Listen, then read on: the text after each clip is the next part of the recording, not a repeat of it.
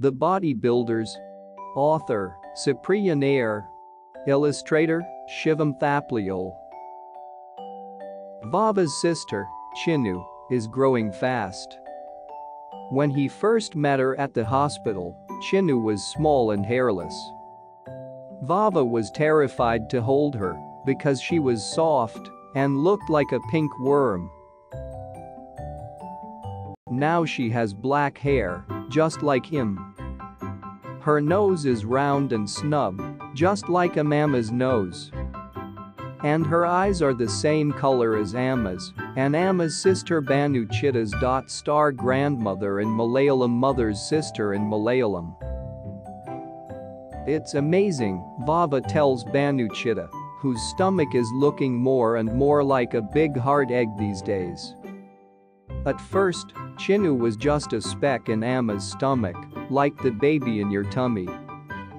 Now Chinnu looks a little like all of us. Chitta says, "What do you think this one will look like?"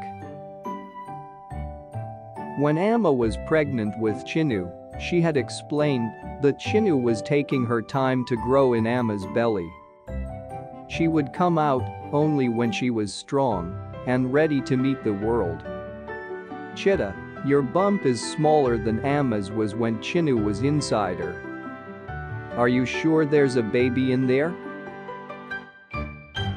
Haha, very sure, Chitta says. This baby is still a very small combination of cells. But it is hard at work in there.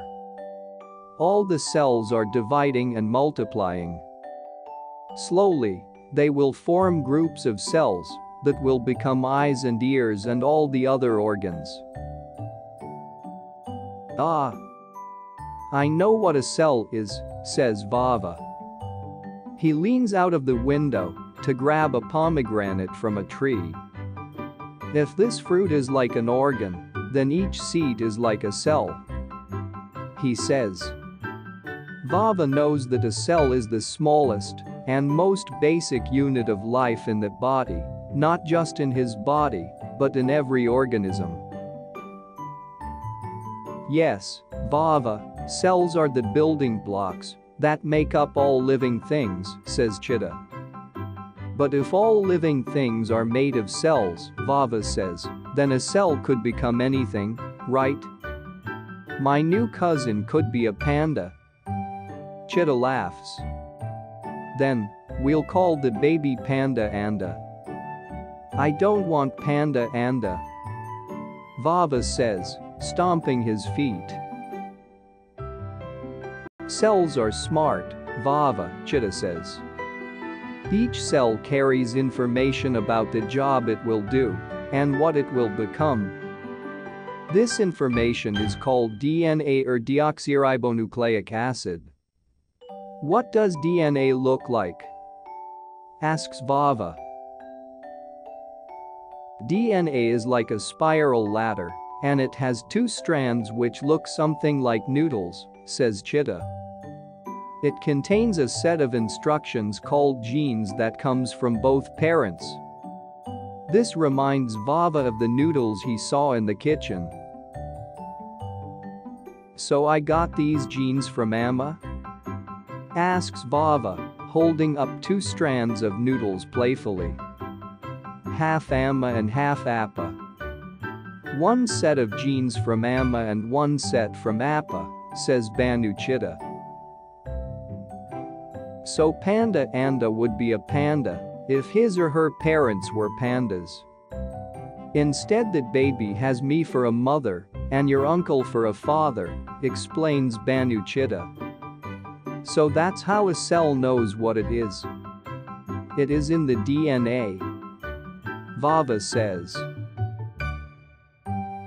But how does Panda Anda know how to make skin and hair and eyes and fingers? Asks Vava.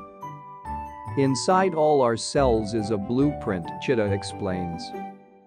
You remember the architect had shared a blueprint of this house with your mother when it was being built.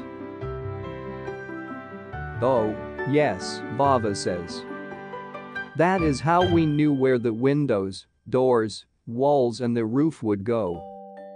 Our DNA is like this blueprint. It tells our cells where to go and when to start building, says Chitta.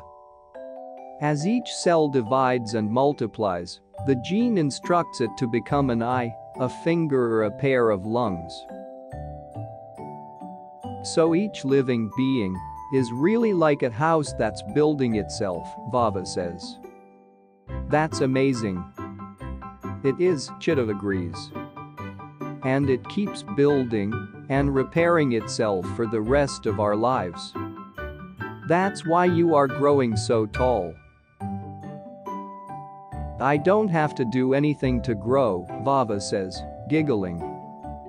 My DNA is doing it for me. Well, you have to treat it nicely, Chitta says. Eat well, sleep well and give your body the right amount of work.